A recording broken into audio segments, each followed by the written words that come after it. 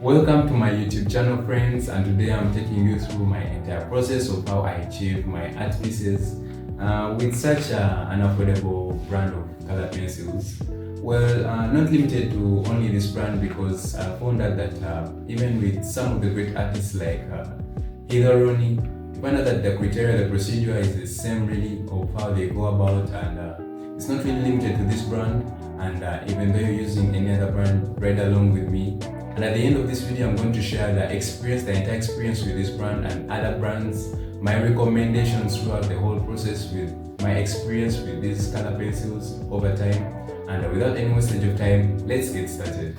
Hello friends, now this is my Nataraj package, 24 colors, and on the far right you can see the dark brown, light brown, reddish brown, and the black.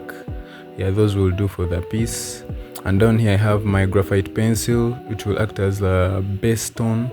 Yeah, this is a brand Maris. Any graphite pencil can do. Yeah, so to go on, of course you'll need the sketch. I won't go into the details of the sketch.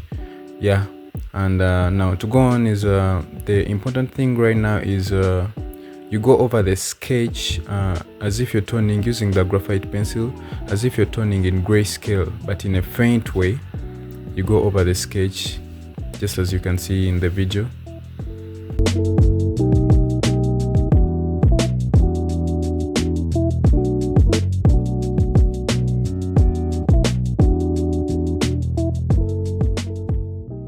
There you go, my grayscale toning done in a very faint way, as you can see, because I'm using 8B, and making it too dark won't be really of importance.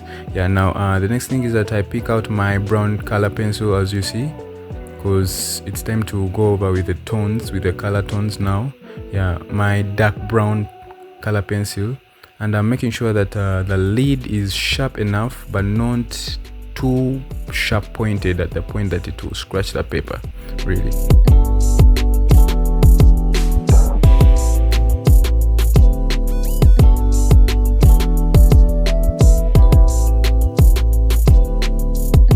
And yes, so what happens is that I will need to make sure that the lead is not too sharp. It's a bit flat, so I make use of this Nataraj sharpener. It helps me flatten the lead such that it's not too sharp at the point of scratching the paper. Yeah, as you can see, I think that's a bit flat, and we're good to go to apply on our surface, as you can see.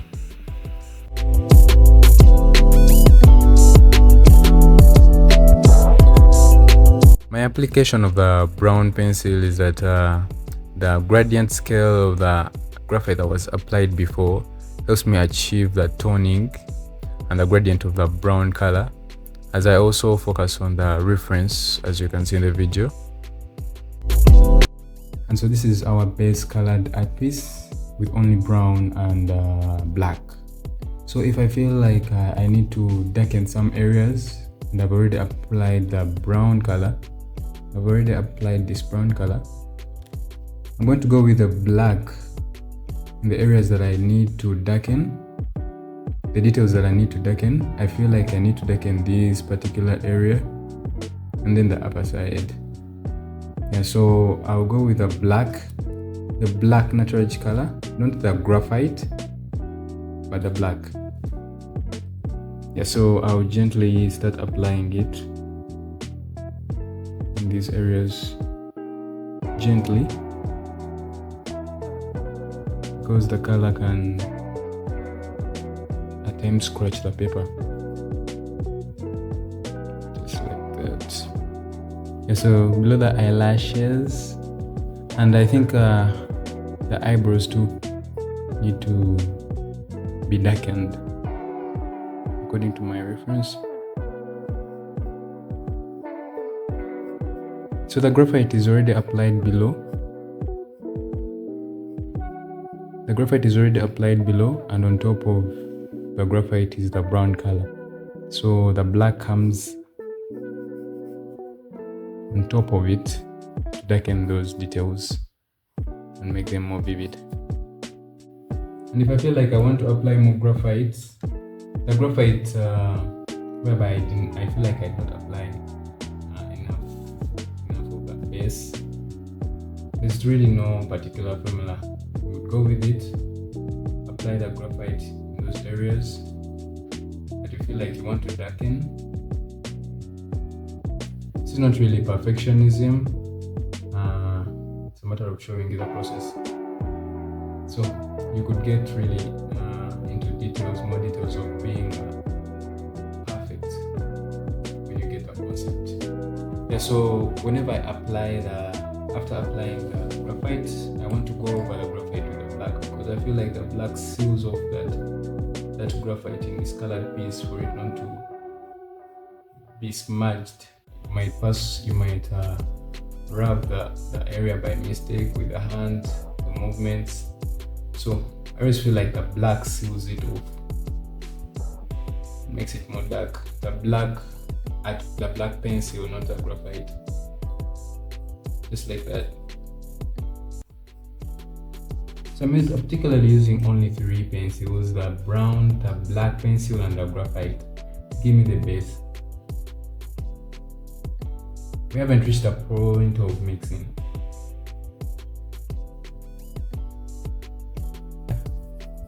With more time, you could really do better with the eyelashes, the eyebrows. Yeah, so let's leave the eyebrows for now. And at this moment, I would like to apply the eyelashes just about here. And so I'll come up with my graphite pencil. It gives me the base because the eyelashes are black, so I'll go over just like that. Not to make it so thick, not to make the eyelashes so thick. You could begin in a sketchy way, just like that. Faint. I'm using an 8B.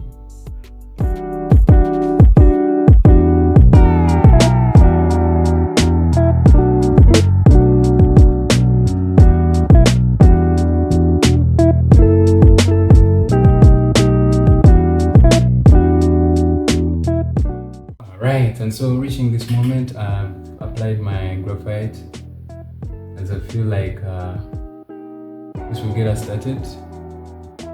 Of course, as I said, you could go on and on to make it more perfect, but I have not applied the graphite at this left hand side because I feel like the reference, it is too much of a lightened area, a white area, that if I applied the graphite, it would make it a bit more dark. So the areas that I feel like they are too light, there's no need for me to apply the graphite before to act as the base. Yeah, so I'll start with my iris, and I'll go with sealing, as we've talked about, the black pencil, the black Nataraj pencil. And now I'm going to seal off this graphite. Leave these spaces to create the effect of light. I mean, for those who don't have electric erasers, but the electric eraser could always get the job done easily for these highlights. So I use the white.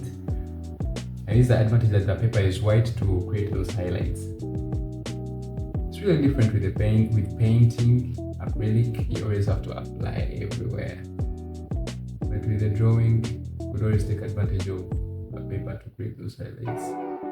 And yeah, here we have it with our first layers applied, with our graphite acting as the base in most of the areas, the brown going over, and then the black Nataraj pencil helping us to darken most of the areas, pretty much close to 90%. But I'll tell you that at this moment I'll have to blend with more colors, and I make use of these other 2 browns from the Nataraj set. And so our next point right now is to add these particular colors in areas that I see that need the colors. It's not really a guarantee that they would go in every art piece, in every reference, but according to the reference, this is something that you get over time, over practice, which color to apply where, and which tone you're comfortable applying in whatever area. So yeah, our next point. Okay, so we go over the light brown and then the reddish brown. I want to have my dark brown still in my hands because the moments are I'm going to find areas that I need to touch with a brown. So in most cases, I am having all my colors in my hands when I'm toning in such situations. So yeah, start over. For example, now this is my dark brown, and I feel like there are moments you feel like this moment, like this point is a bit more lighter, and you would like to apply more brown. Really, it comes out to the feel you're having with personally looking at the reference. Yeah, but for the purposes of learning at this moment, it's not about perfectionism or having the real exact thing.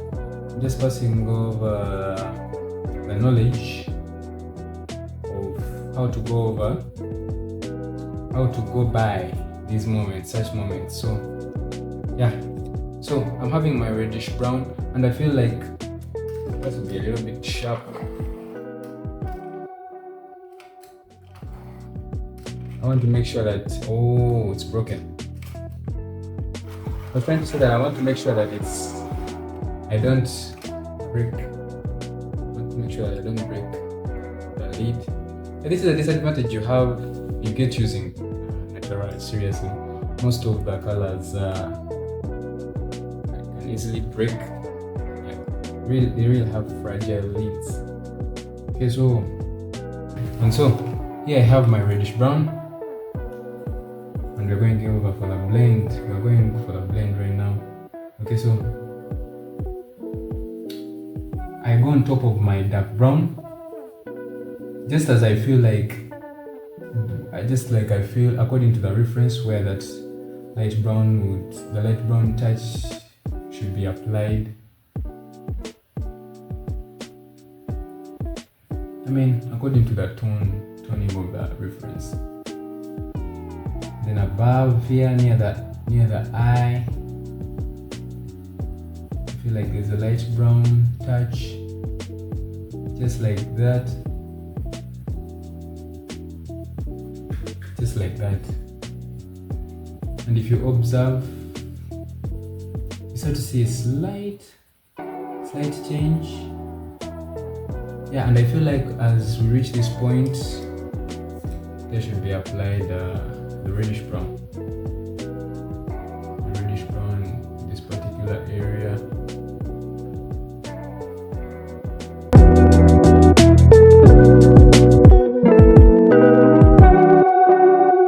Okay, so as I was saying, at this point where everything looks like it's almost done, I say that this point right here, in my reference, there's a reflection of blue light, and that's something I feel like sky blue will get done. And so I'll test it on my side to make sure that it's really toning well, it's not scratching the paper. Then I can apply gently those light areas. See, this is something that may look subtle, but it brings out a very big difference in the art piece. And so whenever you want to get better in your realism with the pencils, you'd really need to analyze the different colors in particular areas. There are always reflections of colors on surfaces, most especially on dark surfaces or reflecting surfaces. Yeah, so it's quite a difference there, and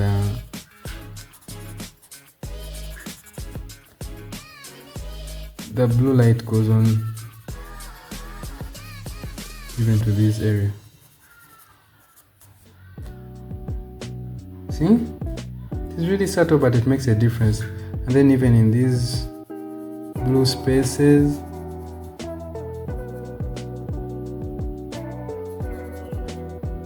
and then even above right here, these very light areas are reflecting blue light.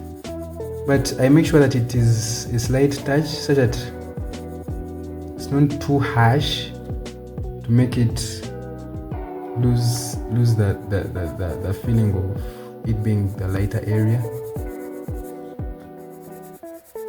and above here too. So yeah,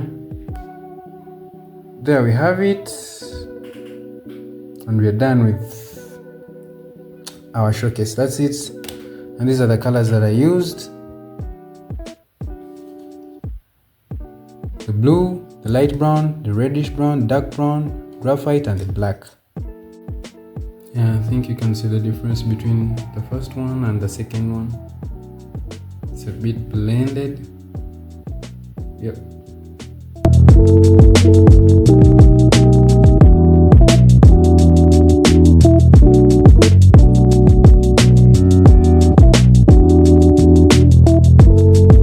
There you go, a very beautiful art piece with a very affordable brand of colored pencils. These colored pencils, really the advantages with these colored pencils is that they're really cheap, affordable, accessible in my country, for people in my country and around Africa. And they're really vibrant, with mixing them with each other. But some of the disadvantages, if I would share, the disadvantages with these colors is they are not really consistent, they are not reliable, because now this is an Indian brand, and if you take a look at this was the package that they used to release in 2019, and I never had many problems with this. But now they've transitioned to this right here, and you find out that the lids break a lot and quite sometime, and they're not really consistent with the tones. Another disadvantage is that they're not really good with blending with other brands. They don't really blend nicely with other brands, so they are limited to only Nataraj. And my recommendation would be that for any artist right there, I would say there is try out many different brands. I always say this because there are really great color pencils out there. I've had the privilege to try out using the Prisma colors, and the only problem is that in my country it's quite expensive accessing it, because you find out that this 24 package is around $24 compared to the $5 of the Nataraj 24 package. It is $24, and to package it and ship it to my country, shipping only is around $75. So you find out that only one package would cost you around $100. And so if you want to access a particular color, maybe 3 colors of that specific color, you're supposed to buy 3 packets of this, and now that's around $300. So, but if you can easily access such good brands like Prismacolor, Carandache, and many more, it's good you stay on this. And if you can access any other brands, try out many as you can, because the process at most times is almost the same. It's just with the artist, the person using the colors to find out the connection, which color pencils do they connect with. And so with that said, thank you for watching this video. Subscribe, because many other things are coming along, and I'll be sharing many other things. If you have any question down below, ask the question and I'll be answering many questions. I'll be answering questions that you are having along. And so thank you for watching the video. Bless, we keep up.